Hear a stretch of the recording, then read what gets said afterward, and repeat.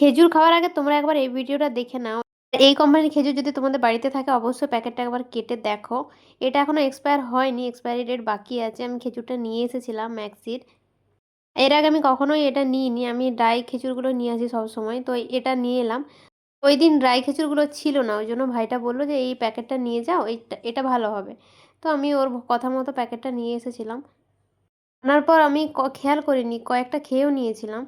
তারপর অবস্থাটা জাস্ট দেখো। তখন অবশ্য পিঁপড়েটা হয়নি এরকম। পিঁপড়েটা কয়েকদিনে একটু বেশি হয়ে গেছে আর ওপর থেকে এরকম উঠিয়ে দিয়েছে। মানে খেজুরের ভেতরগুলো খেয়ে এরকম হয়ে গেছে। ব্যাপারটা যেটার জন্য আমি ভিডিওটা দেখাচ্ছি, পিঁপড়েটা সেরকম কোনো ব্যাপার নয়। পিঁপড়েটা তো খোলা অবস্থায় থাকলে হবেই।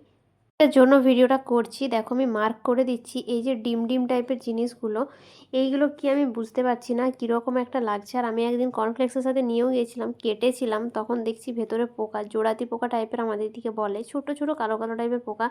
সঙ্গে, সঙ্গে কাটলে দেখা যাচ্ছে না, অনেকক্ষণ পর দেখলাম দেখা যাচ্ছে। এই যে আমি হাতের মধ্যে নিয়েছি, ডিম, ডিম প্রচুর ডিম, ডিম হয়ে আছে পুরো প্যাকেটটার মধ্যে। এখন প্রচুর পিঁপড়া, ওই জন্য আমি আর প্যাকেটটা ছিঁড়লাম না। আর আমার হাতটা দেখে কেউ কিছু ভেবো না। এই সিজনে আমার হাতের মধ্যে এরকম চামড়া উঠতে থাকে। ঠিক বুঝতে পারলাম না আমার ভুল না কি সেটা জানি না। তবে পোকা আছে এটুকু আমার নিজের চোখে দেখার। পুরো প্যাকেটটার মধ্যে ডিম, ডিম টাইপের হয়ে আছে যেন সেই মাছি মশার ডিমের মতো। যাই হোক চলো, ছোট ইনফরমেশনটা আমার দেওয়ার ছিল। ভিডিওটা রাখি। টাটা।